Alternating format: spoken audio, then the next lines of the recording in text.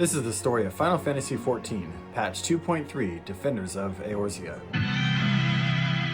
Now at the end of 2.2, we left off where Urianger just informed Minfilia that the Students of Baldesion have disappeared in a magical event, and we also learned that Teledji Adeledji is plotting something. Let's get started. At the Rising Stones, Minfilia is thinking about the Students of Baldesion who recently vanished. But as Urianger is on the case, and there are other pressing matters where Minfilia can actually do something, she changes the subject. But before the conversation gets anywhere, Philomen enters and says refugees from Ul'dah are in Revenants' toll and they have requested asylum. They are waiting in the Rising Stones for a response. Minfilia hears their plight. Though she is sympathetic, she denies their request since they don't have the resources after accepting 200 domans. Just then, news arrives that a riot has broken out in Ul'dah and Alphinaud is injured. The hero heads there right away. Now that Tataru is given to exaggeration.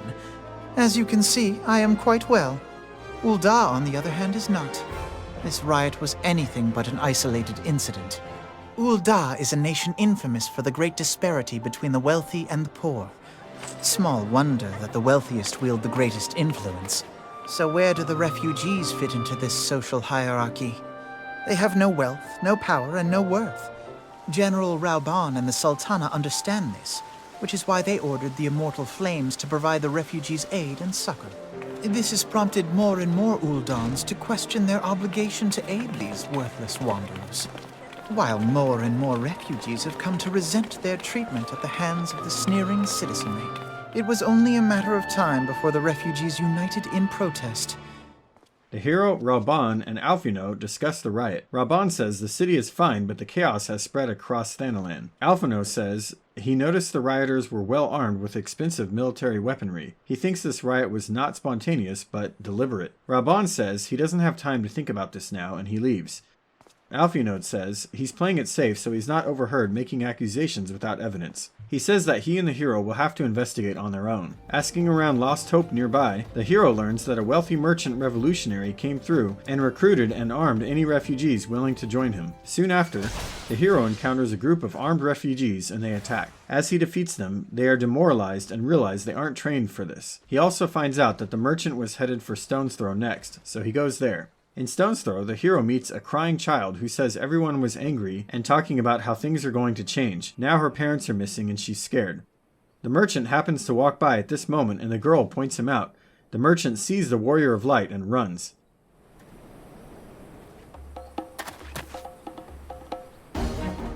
The hero catches him and questions him. Just as he's denying his guilt, he is struck with an arrow. The assassin gets away before the hero gets a glimpse of him. The hero reports to the Flames, and Flame Commander Swift suspects this merchant was being silenced. The hero then goes to the royal chamber. This information does not leave this room. A unit of brass blades sent to supervise a demonstration loosed arrows upon unarmed protesters. But suspicions were raised regarding the unit's commanding officer, whom I ordered interrogated.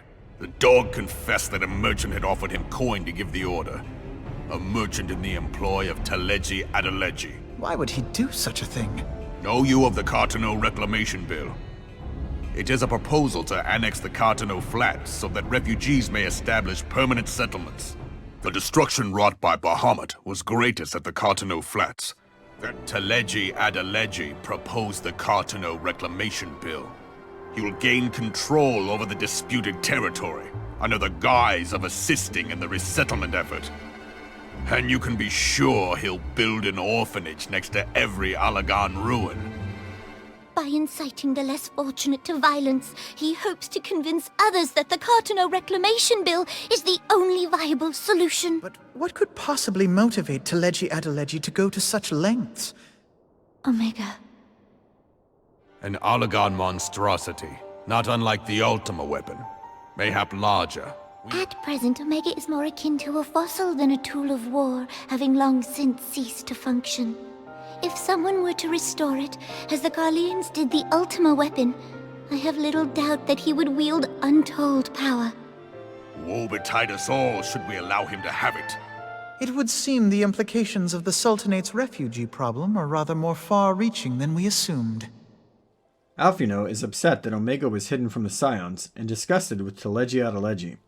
The little girl from Stone's Throw appears and asks for her parents. Alphinaud agrees to help her as the hero is called back to Revenant's Toll. Back at the Rising Stones, Minfilia says that the twin Adder of Gridania have reported that the Sylphs may have summoned their primal, Ramuh. Thancred is surprised by the uncertainty, but Papalymo explains that Ramuh is unlike other primals, in that he only acts in defense of his children and may not make his presence known otherwise. He also speculates that the influx of people in Gridania who fled Ul'dah may have scared the Sylphs. Anyway, Minfilia sends the hero to Gridania to find out more.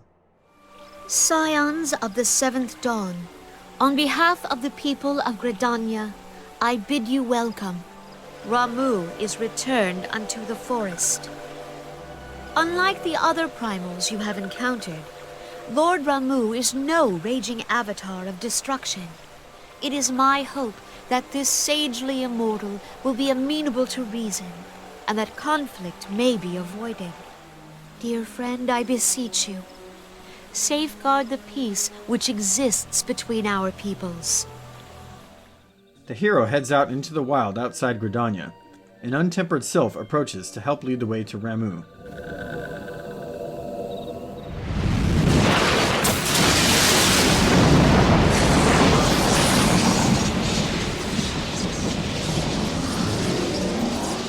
Gridanians proffer peace? Their words are born of delusion, thine offer an insult. Gridanian or Garlean, it matters not. The good intent of one excuseth not the misdeeds of the other.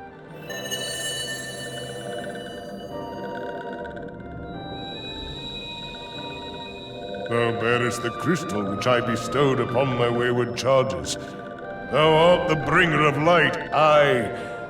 But there is something more. I shall consider thy proposal, shouldst thou survive my trial.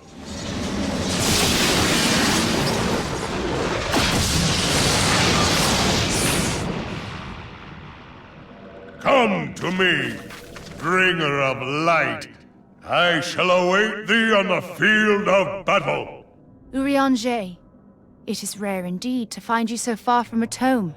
I would ask thy leave to observe the event. The Warrior of Light now confronts Ramuh at the striking tree. Amidst the crashes of thunder and lightning, he emerges victorious. And I judge thee a worthy champion. The task of excising the sin that hath taken root in man's heart is thine. In witnessing thy struggle, a truth hath been revealed unto me. If I mistake not, it may yet prove a chink in the eternal armor of the Ascians. The hero now returns to Gridania to report back to Connie Senna. Ramuh made trial of you?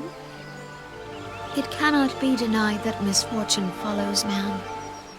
Eorzea must be as one. Yet I fear that dream is still far off. On behalf of the people of Gridania and the elementals both, I thank you for all that you and your fellow scions have done. Back at the Rising Stones, Minfilia is proud of the hero once again. She also says Urianger has gained a profound insight about the Ascians, and the scions will assemble to discuss. In the intervening time, Urianger and I have striven to discover a means by which the Ascians might more permanently be slain. When we who dwell in the material realm die, our spirits dissolve into the flow of ether and are returned to the ethereal realm. In turn, the restless energy which suffuses that plane streams back into our world, giving rise to new life. Thus doth the cycle of birth, death, and rebirth continue unabated. Primals behave somewhat differently. In order to manifest and then maintain a physical presence in this realm, they must consume vast quantities of ether, most often in the form of crystals. Though they may seem to live, their flesh is but ether given shape. Thus, a defeated primal leaves behind no broken corpse, and the energy of its shattered spirit is called back to the ethereal realm. Which brings us on to the third group, the so-called immortals. They exist in a manner all their own. Quite. Even as the Sahagin elder fell to the Admiral's musket shot, I witnessed the release of an ethereal cloud, which immediately took possession of a nearby minion. What would happen to one of these obstinate spirits, should there be no suitable host for it to claim? Yes, it exists in neither this realm nor the next, abiding instead in the space that lies between them. The Ascians took control of Thancred by means of a crystal of darkness, an artifact which, if our theories are correct, serves as a gateway to the place I have just described. I was hoping people had forgotten about that. The Sahagin ascended to an immortal state, but he did not possess a crystal of darkness through which to flee this realm. Thus was he consumed by Leviathan. If we could entrap the spirits of defeated Ascians in like manner, and thereby deny them resurrection... Only when we have trapped the bodiless soul within an ethereal prison can we hope to defeat its unnatural constancy. I will depart at once to convene with the sages of Sharlayan. Together shall we divine the steps by which our goals may be achieved.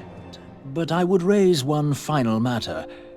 Even now, a Sharlayan survey party seeketh to ascertain the fate of the students of Baldesion. I bid you, surrender not to sorrow, but abide instead in hopeful prayer. I shall, Archon. Thank you. Meanwhile, a large number of Ascians meet to discuss the increasing power of the Warrior of Light. La Habrea appears and speaks of the return of their one true god. At the Rising Stones, Minfilia praises the hero for all his hard work. Alphinaud enters and says that the lonely child in Ul'dah was reunited with her parents and they are unharmed. Minfilia is elated at this news and suggests that the hero takes a break to get to know the domans of Revenant's Toll. The hero meets with Hoary Boulder, a man who's been training doman children. He and the hero agree to a sparring match while the children watch. They cheer as the hero wins the match. After the match, Alphinaud tells the hero that before he met him, he didn't believe Eorzea could be saved from the Empire. Meeting the hero has given him faith that victory is possible. He says he wants to start a new organization, and to discuss further they head back to the Rising Stones. Back at the Rising Stones, Alphinaud explains that he wants to start a new organization not bound to any nation, a bit like a grand company that answers to the Scions. The hero agrees to travel to all 3 major cities to help recruit for the new organization.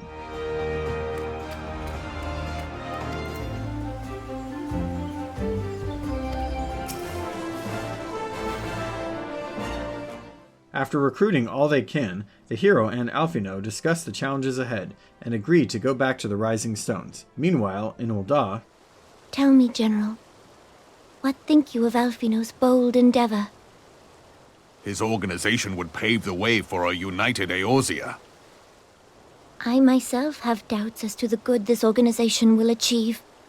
Does it not concern you that a significant proportion of its financial backing came from the coffers of the Syndicate?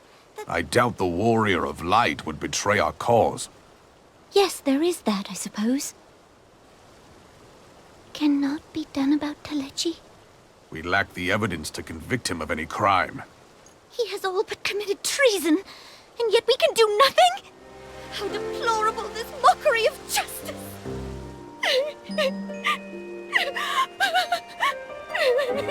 Have faith, Your Grace. It is not over. Back in Revenant's Toll, the hero is speaking with Slothborn when an assistant approaches and says they were attacked by bandits. They were carrying goods from House Forton and believe they were attacked by heretics. The hero decides to check it out and heads to Camp Dragonhead.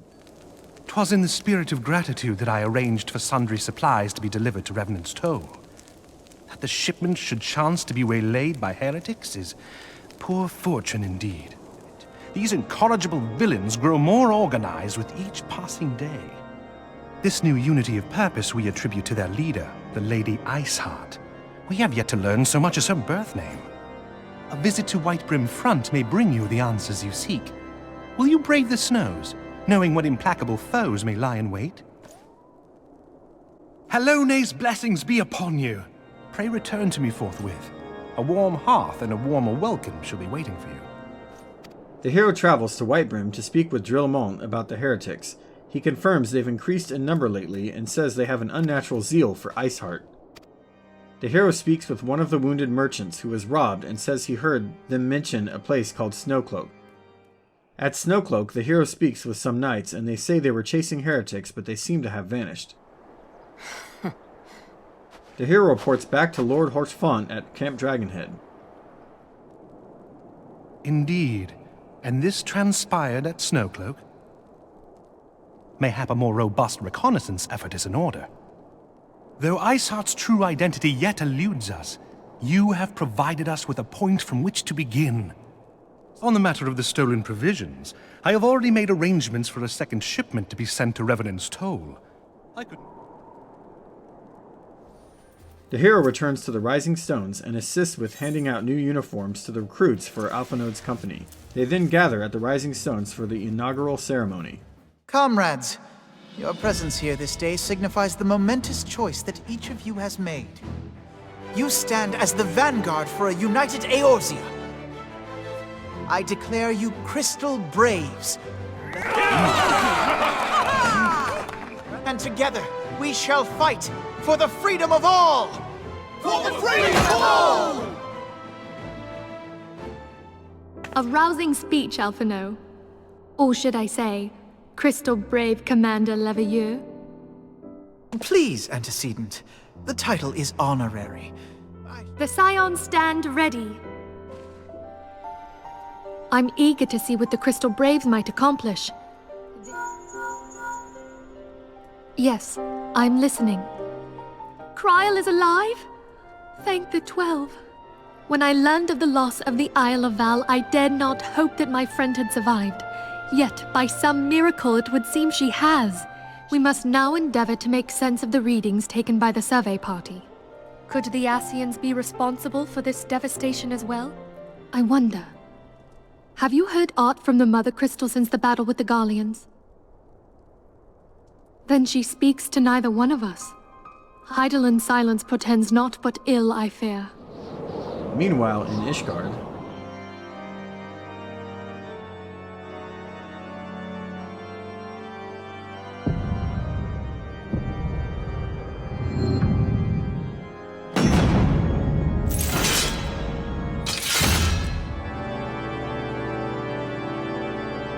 and that's the end of patch 2.3. If you want to see what happens next, check out my video for patch 2.4. See you next time.